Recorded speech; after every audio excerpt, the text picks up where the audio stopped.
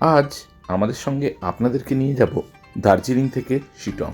যাওয়ার পথে কি কি দেখলাম তার সম্পূর্ণ তথ্য আজকের ভিডিওতে আসছে। ভিডিওটা শেষ পর্যন্ত অবশ্যই দেখবেন।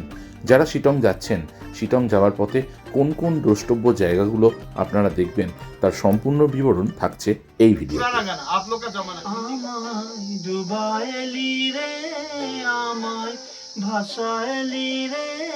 ভেতরে সংগ্রহশালা রয়েছে রবীন্দ্রনাথের ব্যবহৃত জিনিসপত্র, বিভিন্ন লেখা, তার কপি টপি এখানে রাখা রয়েছে। নতুন করে এই যোগীঘাট ব্রিজটা 2015 সালে 74 মিটার লম্বা যোগীঘাট ব্রিজ উদ্বোধন করেন বাবা রামদেব। এখন আমাদেরকে নামিয়ে দিয়ে সাগর ভাইয়া একদম নিচু থেকে ট্রাই করবে। জাস্ট গাড়ি স্কিড করছে প্রচণ্ড। আমাদেরকে বললো আমার নিচে চলে যেতে। Welcome to travelogue by Shubhendu ও সংকলিতা। আরও একটি ভ্রমণ ব্লগে আপনাদের সবাইকে স্বাগত। দার্জিলিং থেকে আমরা বেরিয়ে এসেছি, তো এখন আর একটা অফবিটে যাব। কোথায় যাব? শিটং। তো আমরা শিটং যাচ্ছি, আমাদের নেক্সট গন্তব্য শিটং। আমাদের নতুন ব্লগে আপনাদের সবাইকে স্বাগত জানাই আর একবার। তো দার্জিলিং থেকে যাওয়ার পথে আমরা এই একটা জায়গায় দাঁড়িয়েছি। এটা মংপু যাওয়ার রাস্তায়। এখানে একটা সুন্দর ওয়াটারফলস আছে।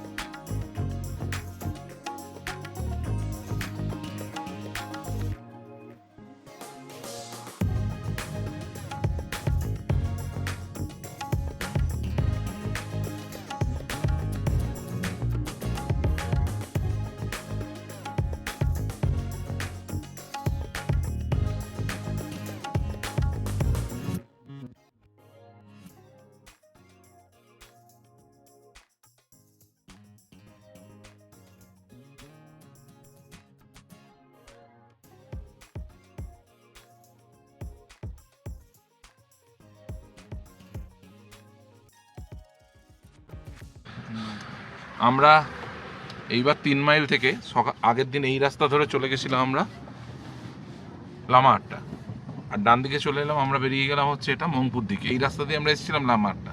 এর আগে আমরা জোরবাংলো থেকে টার্ন নিয়েছি।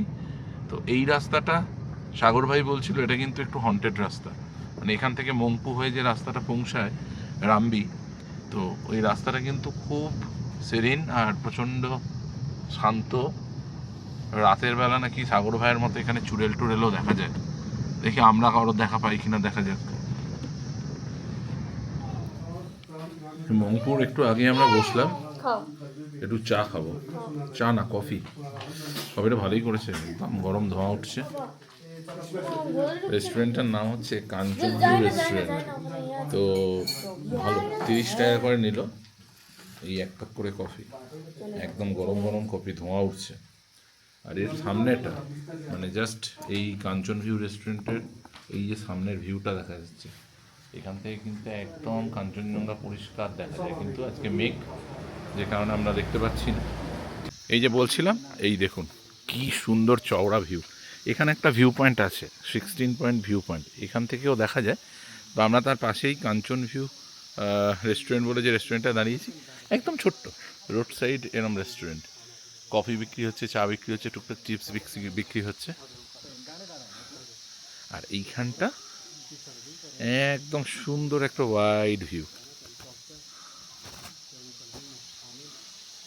রোদ পড়েছে, এখন পাহাড়ি গ্রামগুলোকে পরিষ্কার দেখা যাচ্ছে। रविंद्र भवन का टिकट कहाँ से मिला है? अंदर है। এই হচ্ছে রবীন্দ্র ভবন মংপু। রবীন্দ্রনাথ অনেকটা সময় এখানে কাটিয়েছেন, কালিম্পংয়ে এসে ছিলেন উনি। তো তারই একটা স্মৃতি বিজড়িত এই স্থানকে এখন হেরিটেজ করে সংরক্ষিত রাখা হয়েছে রবীন্দ্র ভবন মংপু। চলুন ভেতরে গিয়ে দেখি।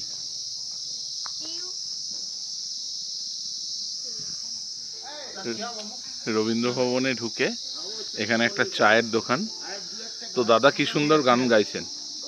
एकदम एकदम एकदम पुराना गाना, आप लोग का जमाना। ডুবাইলি রে আমায় ভাসাইলি রে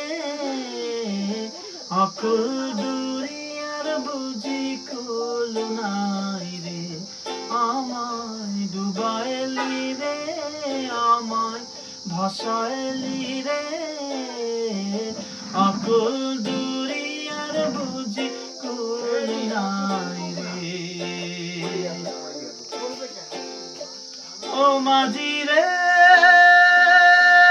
মাঝি রে, মাঝি রে, মাঝি রে।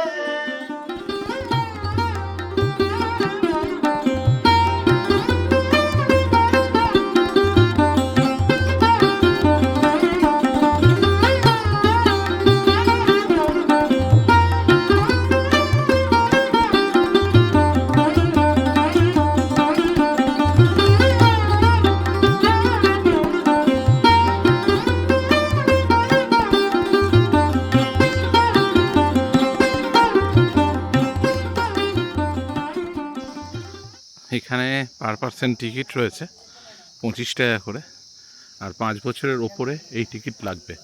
5 বছরের নিচে কিন্তু কোনো টিকিট নেই। তো দেখি আমরা টিকিটটা কেটে নিই। ভেতরে সংগ্রহশালা রয়েছে রবীন্দ্রনাথের ব্যবহৃত জিনিসপত্র, বিভিন্ন লেখা, তার কপি টপি এখানে রাখা রয়েছে। ভেতরে ফটোগ্রাফি অ্যালাউড না, তো আমরা ভেতরে দেখাতে পারবো না, বেরিয়ে এসে জানাচ্ছি ঠিক কেমন লাগলো। তো চলুন টিকিটটা কেটে নিই।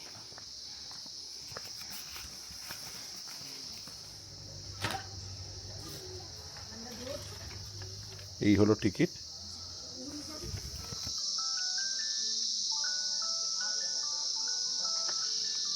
এই মংপু বিখ্যাত হচ্ছে সিংকোনা গাছের জন্য। এই ওপরে যত দেখছেন গাছ, এগুলো সব সিংকোনা গাছ। এই সিংকোনা গাছগুলোর থেকে এক্সট্রাকশন হয় অ্যান্টি ম্যালেরিয়া ড্রাগস কুইনাইনের, সবাই জানি। আর সেই কুইনাইন গাছেরই কুইনাইন বানানোর যে ফ্যাক্টরি, উনি ছিলেন ডক্টর মনমোহন সেন এবং ওনার স্ত্রী মৈত্রেয়ী দেবী। ওনাদের আমন্ত্রণে 1938 থেকে 1940 বারচারেক এই মংপুতেই রবীন্দ্রনাথ ঠাকুর এসেছিলেন এবং বেশ কিছুদিন ছিলেন। 1.5 মাসের ওপরে ছিলেন উনি এখানে, যে কারণে এখানে ওনাদের বাড়িটাই স্মৃতিবিজড়িত এখনকার রবীন্দ্র ভবন। দার্জিলিং থেকে শিটং যাওয়ার মোট দূরত্ব 60 কিলোমিটার। তবে আপনারা যদি 3 মাইল হয়ে মংপু, রবীন্দ্র ভবন এবং যোগীঘাট ব্রিজ ঘুরে শিটং পৌঁছন, তাহলে এই রাস্তা পড়বে 50 কিলোমিটার মতো, এবং এই রাস্তা যেতে সময় লাগে 2.5 ঘন্টা। সাইট সিন নিয়ে 4 ঘন্টার মধ্যে সুন্দর পৌঁছে যাওয়া যায় শিটংয়ে।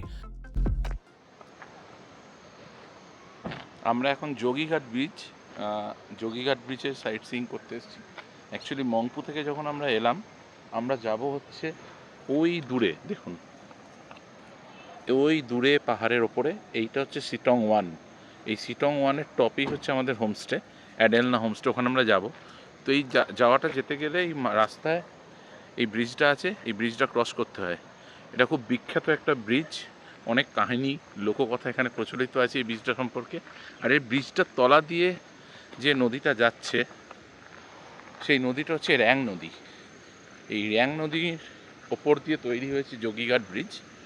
আমরা একটু আপাতত নিচে যাচ্ছি র্যাং নদীতে, ওখানে গিয়ে কয়েকটা ছবি ভিডিও আপনাদেরকে দেখাবো, তারপর ওপরে এসে যোগীঘাট ব্রিজ নিয়ে দেখব। একটু সাবধানে যেতে হবে, পাথরের রাস্তা, সবাই যেতে পারবে সেরকম কোনো ব্যাপার না, পরিষ্কার। কি সুন্দর বইছে, না একটু কাছ থেকে দেখাই।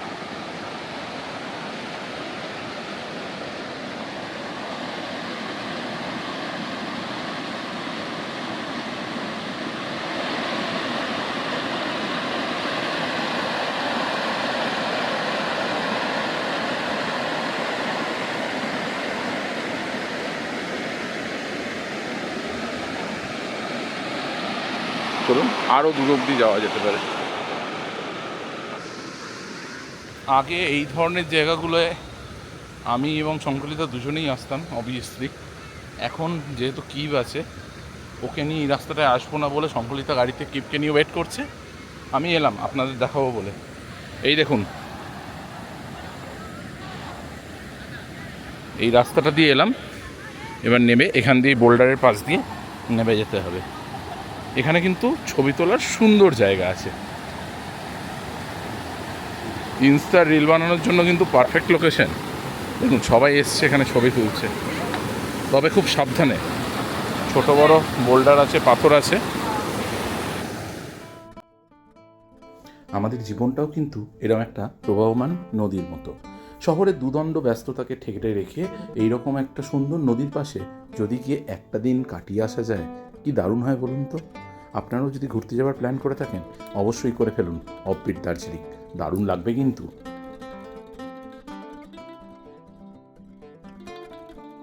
এই যোগীঘাট ব্রিজ আগে একটা সাসপেনশন ব্রিজ ছিল, ঝুলন্ত। এই যে পাশে দেখতে পাচ্ছেন, এই হচ্ছে আগের লোহার সাসপেনশন ব্রিজটা, একদম যেটা জঙ্গলে ভরে গেছে। এই সাসপেনশন ব্রিজটার পাশেই নতুন করে এই যোগীঘাট ব্রিজটা 2015 সালে 74 মিটার লম্বা যোগীঘাট ব্রিজ উদ্বোধন করেন বাবা রামদেব। তারপরে এই রাস্তাটা ওপেন হয়ে যায় কানেক্টিং গাড়ি যাওয়ার জন্য। তার আগের সাসপেনশন ব্রিজটা আপনাদেরকে দেখাচ্ছি, ঝুলন্ত ব্রিজ, যেটা কিন্তু এখন আর যাতায়াতের যোগ্য নেই।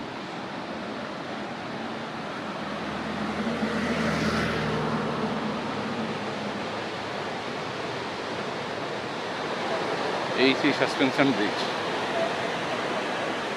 যেটা কিন্তু এখন আর যাতায়াতের যোগ্য নেই।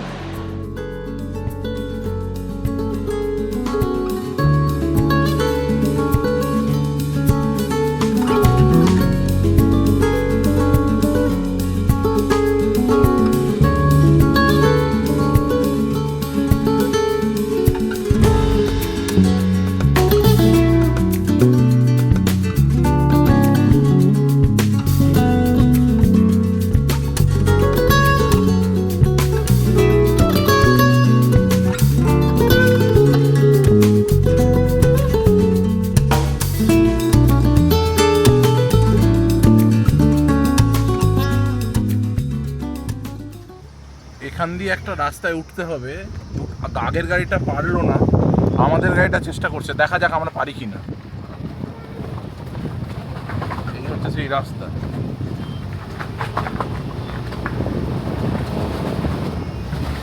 অফরোড,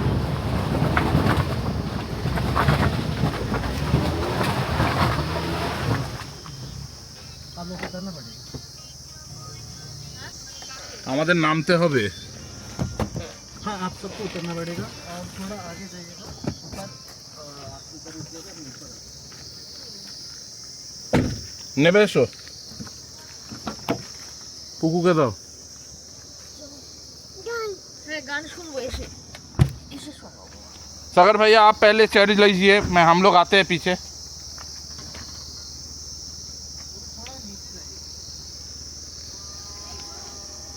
क्या करेंगे हम लोग? थोड़ा थोड़ा नीचे जाएगा। তুমি এধারে চলে এসো, তুমি এধারে এসে দাঁড়াও। গাড়ি স্কিড করছে, রাস্তার অবস্থা খুব খারাপ, ঠিক আছে। ও ওখান থেকে স্পিড নিয়ে উঠে যাবে, পড়ে যাও, সাইড নাও।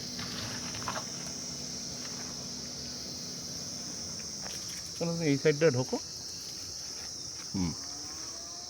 এই হচ্ছে শিটংয়ের অফ রোড রাস্তা। এতটাই ভয়ঙ্কর রাস্তা যে আগের গাড়িটা দুবার ট্রাই নিয়ে উঠতে পারলো না। এখন আমাদেরকে নামিয়ে দিয়েছে, দিয়ে সাগর ভাইয়া একদম নিচু থেকে ট্রাই করবে ওঠার জন্য। ও আবার একদম নিচে নেমে গেছে। ওই দেখুন পেছনে আর একটা গাড়ি এসে দাঁড়িয়ে আছে, সে উঠবে।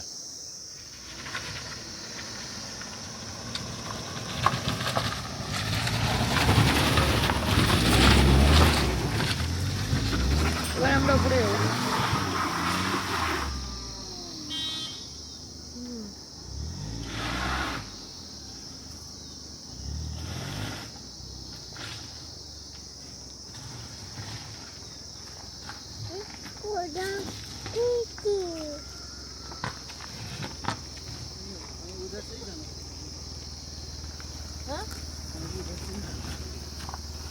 नहीं चल रहा है ना, आप लोग मैं नीचे आ जाऊँ। গাড়ি কীভাবে স্কিড করছে, জাস্ট গাড়ি স্কিড করছে প্রচণ্ড। আমাদেরকে বললো আবার নিচে চলে যেতে, অন্য একটা ঘুরপথের রাস্তা দিয়ে যেতে হবে। এই দেখুন গাড়ি স্কিড করে করে নামছে।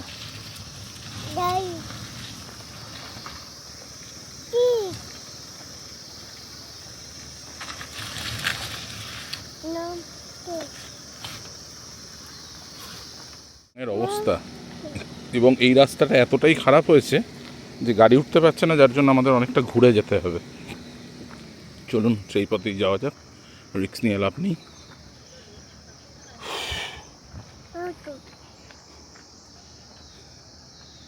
ওই দেখো মা নামছে, আস্তে আস্তে নামো মা, বলো মা আস্তে আস্তে নামো।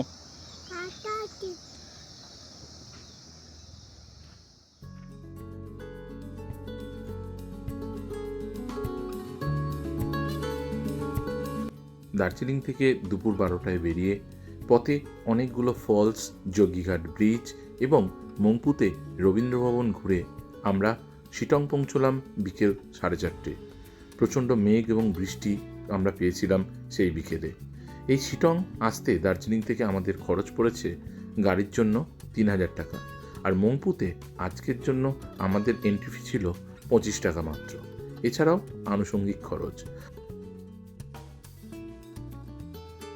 আগামী পর্বে আপনাদের দেখাবো কমলালেবুর গ্রাম শিটং, তারই ইতিউতি সমস্ত গল্প নিয়ে খুব তাড়াতাড়ি ফিরছি নতুন একটা বেড়ানোর গল্পে। আমরা শিটংয়ে ছিলাম অ্যাডেনলা হোমস্টেতে এবং শিটংয়ে সাইট সিইং করেছিলাম খুব সুন্দর করে। সুন্দর ওয়েদারও পেয়েছি নেক্সট 2-3 দিন। সেই পর্ব দেখতে হলে অবশ্যই আমাদের চ্যানেলের পাশে থাকবেন। আজকের ভিডিওটি আপনাদের কেমন লাগলো কমেন্ট করে জানাতে ভুলবেন না কিন্তু। যদি ভালো লেগে থাকে অবশ্যই ভিডিওটিতে একটি লাইক দেবেন এবং আমাদের চ্যানেলে নতুন হয়ে থাকলে সাবস্ক্রাইব করবেন। ধন্যবাদ।